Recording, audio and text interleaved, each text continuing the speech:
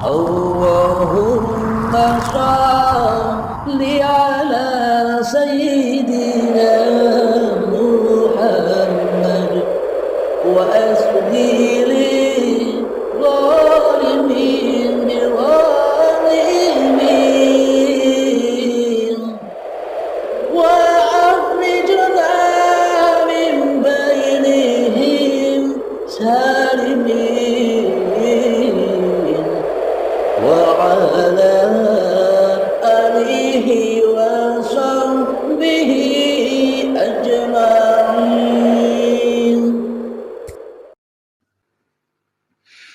Alhamdulillahirabbil alamin. Sudah kita baca detik per detik keberadaan, kewujudan, kekuasaan diri manusia kita sendiri. Ketika duduk, aku hanya menyaksikan, aku hanya membaca, aku hanya merasa bahwa diri Abdul Halimku yang bisa duduk. Ketika aku berdiri, aku hanya menyaksikan, aku hanya merasa, aku hanya melihat bahwa hanya Abdul Halim yang bisa berdiri. Bila dikatakan Abdul Halim ini telah bertuhan, bila dikatakan Abdul Halim ini telah membaca ayat-ayat dirinya, bila dikatakan Abdul Halim ini telah man arafa nafsahu, maka Abdul Halim pasti faqad arafa rabbahu, bisa ketemu Tuhan yang menciptakan Abdul Halimnya. Bila man arafa nafsahu, bila Abdul Halim ini sadar dan menyadari bahwa hidup bukan milik Abdul Halimnya, bahwa raga bukan milik Abdul Halimnya, apalagi yang dilakukan, apalagi yang dihikayatkan, apalagi yang dirisalahkan di dalam hidup dan badan, apapun yang dikerjakan oleh manusia pun, itu pun juga bukan milik manusianya. Ibadah, sholatnya, zakatnya, hajinya, berbuat baiknya, semuanya hanyalah milik sang hidup. Cerita hikayat sang hidup itu sendiri. Bagaimanakah mungkin kita bisa membaca ayat-ayatnya Allah di dalam Al-Quranul Karim, di dalam kitab yang suci. Kita saja belum suci membaca ayat-ayatnya iblis. Bila saja di dalam hati kita belum suci dari membaca ayat-ayat diri kita sendiri, bagaimana mungkin kita bisa mensucikan diri manusia kita sebelum Allahnya yang lebih suci dari manusianya? Jadi tak bisa manusianya mensucikan dirinya. Tak bisa manusia itu membesarkan, mengagungkan dirinya, kecuali hanya Allah yang memerankan diri manusianya. Bila hanya Allah yang memerankan diri manusianya, apa yang bisa dikatakan manusia bisa berbuat salah dan dosa bila manusianya sudah di dalam ahlillah, sudah di dalam kitab-kitab sucinya, sudah di dalam ayat-ayat Tuhannya. Alhamdulillahirabbil alamin. Mohon maaf ya.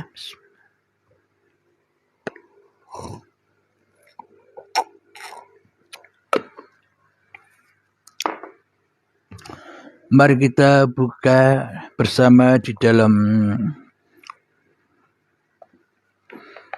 surat Al-Alaq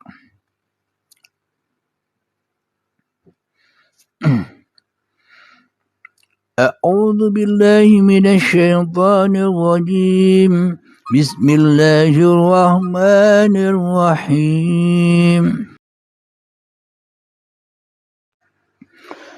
Iqra bismi rabbikal ladzi khalaq, yang artinya bacalah dengan nama Tuhanmu yang menciptakan. Bacalah dengan nama Tuhanmu yang menciptakan. Bacalah dengan menyebut nama Tuhanmu yang menciptakan. Inilah yang disuruh membaca itu. di dalam hati kita itu Tuhan yang ada di dalam diri kita, yang merasa diri bisa menciptakan duduk, yang merasa diri yang bisa menciptakan berdiri, yang merasa diri yang bisa menciptakan ilmu, amal, zikiran, dan sebagainya. Ini yang harus dibaca, siapakah Tuhan yang ada di dalamnya dahulu. Bila Tuhan yang ada di dalamnya masih manusianya, maka diriku hanyalah membaca ayat-ayat diriku saja yang selama ini merasa sebagai pencipta apapun yang aku lakukan. Melihat seolah-olah ciptaanku, melihat almari seolah-olah almari ciptaanku, melihat Al-Quran seolah-olah Al-Quran ciptaanku, melihat langit seolah-olah langit ciptaanku, melihat gunung seolah-olah gunung ciptaanku, melihat rumah seolah-olah rumah ciptaanku, melihat lautan seolah-olah lautan ciptaanku, melihat matahari, bulan, dan melihat apapun yang selama ini kita sudah melihatnya seolah-olah semua adalah ciptaanku. Kenapa saya bilang semua adalah ciptaanku? Tanpa diriku Abdul Halim, langit tak akan pernah ada. Tanpa diriku Abdul Halim, bumi tak akan pernah ada. Tanpa diriku Abdul Halim, mendung, bintang, bulan, matahari, rumah, motor, mobil, makanan, minuman, ilmu, amal, sholat, dan seluruhnya tak akan pernah ada bila Abdul Halim tidak ada. Inilah yang kita baca, termasuk diri saya selama ini. Kita hanya membaca kehadiran, kita hanya membaca dan hanya menyaksikan diri kita sendiri yang menjadi Tuhan di dalam dada kita selama ini. Sehingga seolah-olah kita bisa menciptakan apa saja, seolah-olah kita bisa menyaksikan atau bisa menciptakan segala sesuatu yang kita lihat, yang kita dengar, yang kita kerjakan. Seolah-olah kita yang menjadi penciptanya. Kenapa? Karena kita sudah mengalahkan Tuhan. Dan karena kita sudah lama, sejak detik-detik akil balik tiba, kita jadi Tuhan sendiri-sendiri di dalam dada kita. Maka bacalah dengan nama Tuhanmu yang menciptakan. Siapakah yang kita pertuhankan di dalam dada kita? Siapakah yang kita esakan di dalam dada kita? Siapakah yang kita wujudkan, yang kita hidupkan, yang kita adakan, yang kita tunggalkan di dalam dada kita? Hanya kita sendiri yang tahu. Siapa yang jadi Tuhan? Makhluk, yang mana makhluk itu bukan pencipta, ataukah sang kholik yang duduk di dalam singgasana ketuhanan. Karena selama ini yang ada di dalam dadaku hanya Abdul Halimnya. Ya Abdul Halimnya sebagai raja yang duduk di dalam singgasana, yang mana singgasana ini selama ini telah dirampok oleh Abdul Halimnya, telah diaku-akui oleh Abdul Halimnya.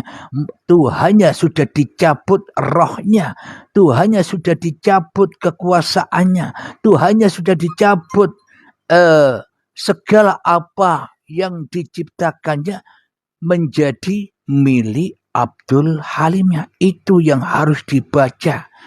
Membaca apa? Membaca kesadaran bahwa kita selama ini telah tersesat jalannya di dalam kehidupan ini, sehingga kita jauh dan jauh dari Allah, jauh dan jauh dari syafaat Allah, jauh dan jauh dari pertolongan-pertolongan Allah yang dipakai, yang diagungkan sebagai dewa penolong di dalam dada-dada setiap manusia kita, termasuk saya.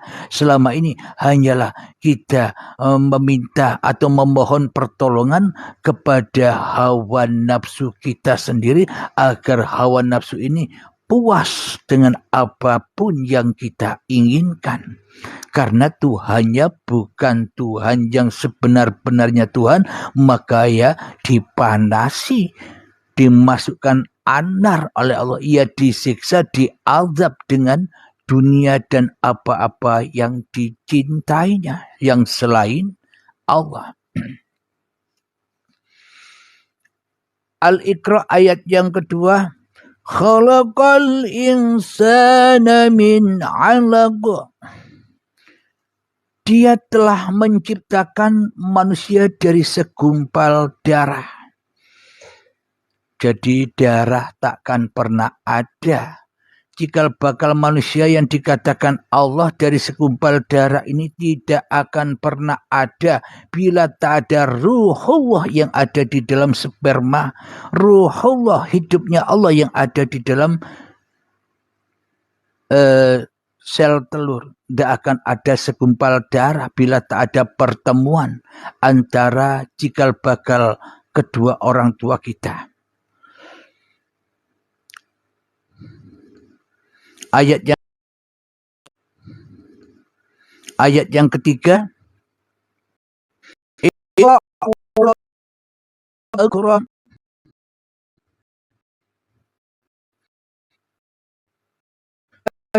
Dan Tuhanmulah yang maha mulia. Bacalah, Tuhanmulah yang maha mulia. Jadi tergantung di dalam dada kita, kita sudah memahami, membaiatkan man arafa nafsahunya belum atau tidak. Bila kita belum putus dari jejak-jejak hikayat-hikayat cerita-cerita diri manusia kita sendiri di dalam dada kita, maka kita tak akan pernah bisa kembali kepada yang maha mulia. Kenapa? Karena kita belum mengenal man arafa nafsahu, bahwa kita selama ini masih memahamuliakan yang tunggal di dalam dada kita. Kita memahamuliakan yang kita esakan di dalam kita. Kita hanya memuliakan diri kita sendiri sahaja daripada memuliakan Tuhan yang menciptakan diri kita selama ini. Ketika kita masih merasa mulia, merasa ada, merasa wujud, merasa hidup, merasa berkuasa atas hidup dan badan ini, ya selamanya kita tak akan pernah bisa ketemu dengan yang maha mulia, kecuali mulianya hawa nafsu kita sendiri, mulianya harta kita sendiri, kecuali hanya bertemu dengan mulianya ibadah kita sendiri, kecuali bertemu dengan mulianya amal-amal kita sendiri, kecuali bertemu dengan mulianya ilmu-ilmu yang kita punya, hafalan-hafalan yang kita punya. Kita hanya memuliakan yang ini daripada yang itu. Kita memuliakan hanya bekas-bekasnya saja daripada sang pemilik bekas. Kita bisa berilmu, kita bisa ibadah, kita bisa sholat, kita bisa berbuat baik. Hanya itu yang selama ini kita berhala-berhalakan, menjadikan tauhid di dalam dada kita daripada siapa yang mempunyai bekas apa yang kita banggakan itu.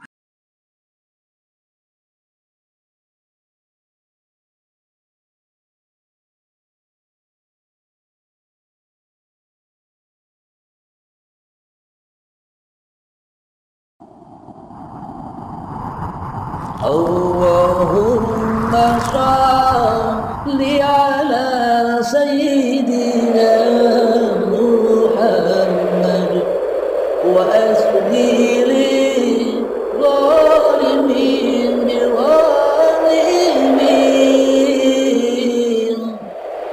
wa